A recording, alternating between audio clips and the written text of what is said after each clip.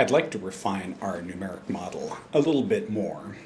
As you will recollect from our previous work with Excel, that when we go through this, we set up, of course, our time, and then we set up the accelerations and then whatever initial conditions. And when it comes time to start doing some calculating, we start with the velocity column, and we say that the velocity in the future is equal to the velocity in the past, which is the cell above. That's why you see that C2, plus the acceleration, which is the cell beside it, which is D3, times the time period. And then we fill that, and everything's happy.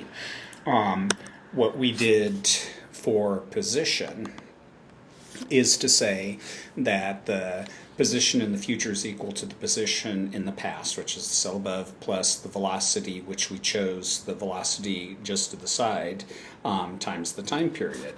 Now for non-accelerated motion, that makes sense because we know that xf equals xi plus vxi times t for unaccelerated motion, for constant motion. But when there's acceleration, then we have an acceleration term that we usually include. So what we are going to be doing is, rather than putting in that 1/2 at squared kind of thing, that we're going to take a different approach. If you look for the cell 3, B3, that we're trying to figure out how far I travel, and if I make the assumption that I'm traveling 0.68 meters per second for that entire interval, that's going to be off because I start the interval at 0. So I hope it makes sense to you that a way to become accurate is to average the 0 and the 0.68, because if I start at one value, I end at another, that the average times the time will help me out. So here we go. We're going to come to this, and rather than just multiplying by taking that single velocity, we're going to add C2 and C3 together, and then we'll divide by 2. And that gives us an average velocity for that time period that we're going to multiply by the time period. Now, if you look at cell B18, currently the value is 0.9248.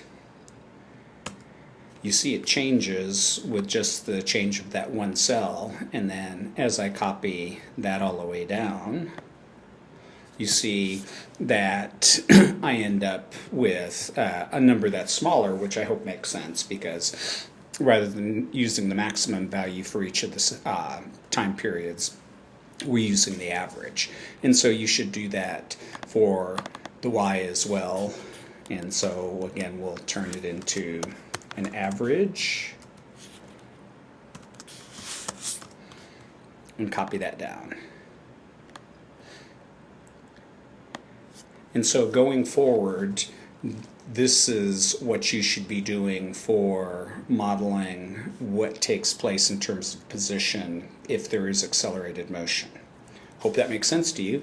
So for practice, you should go to the spreadsheets that you generated or should have generated for Soak Moving Teach and monkey with those and see how that changes values. Have fun.